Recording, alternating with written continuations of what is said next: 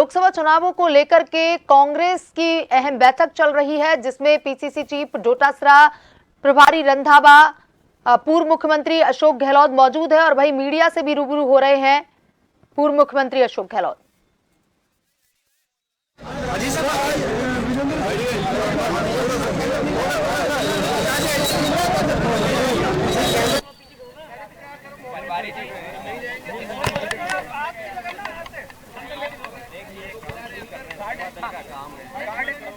उनको जब काफी बहुत डाल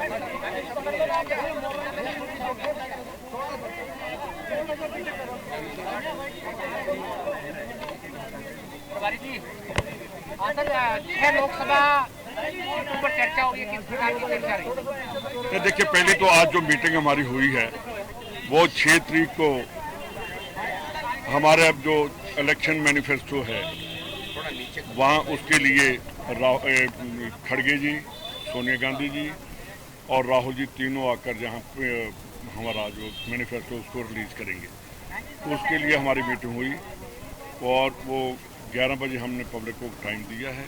तो उस दिन भीड़ इकट्ठी करेंगे और जगह और जितने भी हमारे एमएलए थे, एमएलए कैंडिडेट हैं जो पार्लियामेंट के नज़दीक वाले सराउंडिंग एरिया, उनके साथ मीटिंग की और अशोक गहलोत जी और प्रधान जी ने सभी की ड्यूटी लगाई है कि कितने कितने लोग लेकर आना है, कैसे करना। और सबसे बड़ी बात कि वो कांग्रेस का जो कल हम तीनों ही गए थे, पहले हम गए चूरू के बाद जब हम हेलीकॉप्टर में बैठे तीनों ही, तो उन्होंने कह दिया कि आपकी जो है उड़ान रद्द कर दी गई है, आप 4:30 बजे चल सकते हैं। ये ऐसे हथकंडे अपनाकर बीजेपी अपना कमजोरी दिखा रही है। तो कहते हैं ना हम 400 पार करेंगे।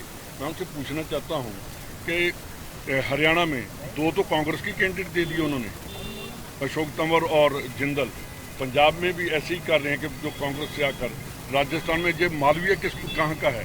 अगर इनके दिमाग में कि हम 400 पार करेंगे तो फिर किराए के क्यों ले रहे हैं कि जो बाहर से डिफेक्शन करवा के ये हिंदुस्तान की डेमोक्रेसी को खतरा है। और ऐसी डिफेक्शन करवानी पहले भी एक बार हुई थी गहलोत साहब उस टाइम, आपको याद होगा कि हरियाणा में कितनी बार आयाराम 11 बन गया था। तो उसके बाद हरियाणा वालों ने फैसला कर लिया कि हम उस पार्टी को नहीं लाएंगे और उस पार्टी का खात्मा होता। ऐसे ही हिंदुस्तान में बीजेपी जिस तरीके से लोगों को खरीद रही है और जो भी उनके पास, आप देखिए चौहान जो गए हैं हमारे महाराष्ट्र के, उनके ऊपर 35,000 करोड़ का आरोप लगाया था। तो बीजेपी ज्वाइन करने के बाद वो पाक साफ हो गई।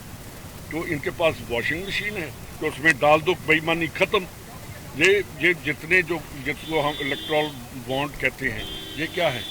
बेईमानी का एक तरीका था कि कैसे जिसके ऊपर ईडी का हुआ, सीबीआई का रेड हुआ, इनकम टैक्स का रेड हुआ, उन सभी से इलेक्ट्रल बॉन्ड में उन्होंने पैसे दे दिए और उनके पेपर साफ।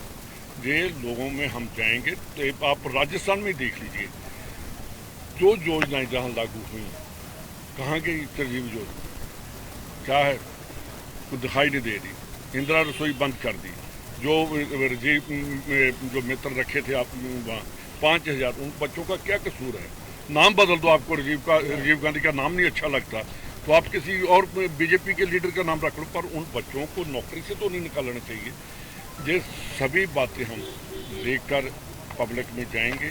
और कल जो दोनों कॉन्स्टिट्यूंसी में देखिए 6 घंटे वहाँ बीकानेर में लोग वेट करते रहे और एक आदमी नहीं उठा। ये कांग्रेस के लिए शुभ संकेत है। हम जीतेंगे और ये कहते हैं ना, हम क्या बोलते हैं कि कांग्रेस मुक्त भारत बनाएंगे। मैं कहता हूँ कि लोग खड़े हो गए हैं कि बीजेपी मुक्त भारत बनाएंगे। इनको जरूरत इसलिए पड़ी है कि कांग्रेस के आदमियों को बीजेपी ज्वाइन करवा के वो कहते हैं वो कभी नहीं मानेंगे। लोगों को पता चल गया है 10 साल का जो कहा था कि 2 करोड़ एक साल में नौकरी देंगे, 20 करोड़ नौजवान बैठा वेट कर रहा है हिंदुस्तान का कि हमारी नौकरी कहाँ है। वो भी वोट इनके अगेंस्ट जाएगी। हमने प्रोग्राम बनाया है और जो हमारे कैंडिडेट हैं, जो हमारे नेता हैं, उनमें पूरा उत्साह है कि उस दिन हम ज़्यादा से ज़्यादा लोग लेकर आएंगे।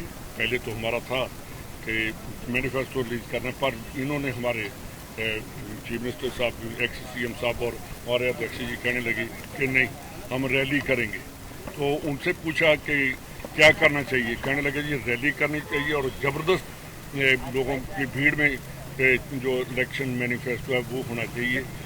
लोगों का मैनिफेस्टो है। आप देखते हैं कि बीजेपी गारंटी देती है, गारंटी कहाँ गई, कहाँ फौज की भर्ती कहाँ गई, वो जो अग्निवीर है, यार क्या आप मजाक कर रहे हैं देश के साथ। ये सभी बातों पर चर्चा की और हमारा जो इलेक्शन का बिगल है कांग्रेस अपने प्रचार और कितनी तारीख को क्या प्रोग्राम्स होंगे जी का?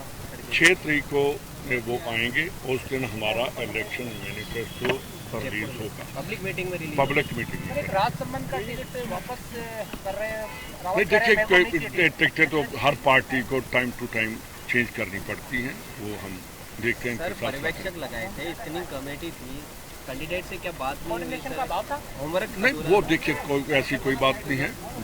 आप देखते हैं कि कई बार हर पार्टी एन मौके पर भी कैंडिडेट चेंज करते हैं, वो कोई बात नहीं है, ऐसा नहीं है। कोई वो भी देखने पर जाति समीकरण भी देखने पड़ते हैं, वो हम देख रहे हैं। अजमेर और भीलवाड़ा में भी ऐसी बात है? बिल्कुल कोई बात नहीं है।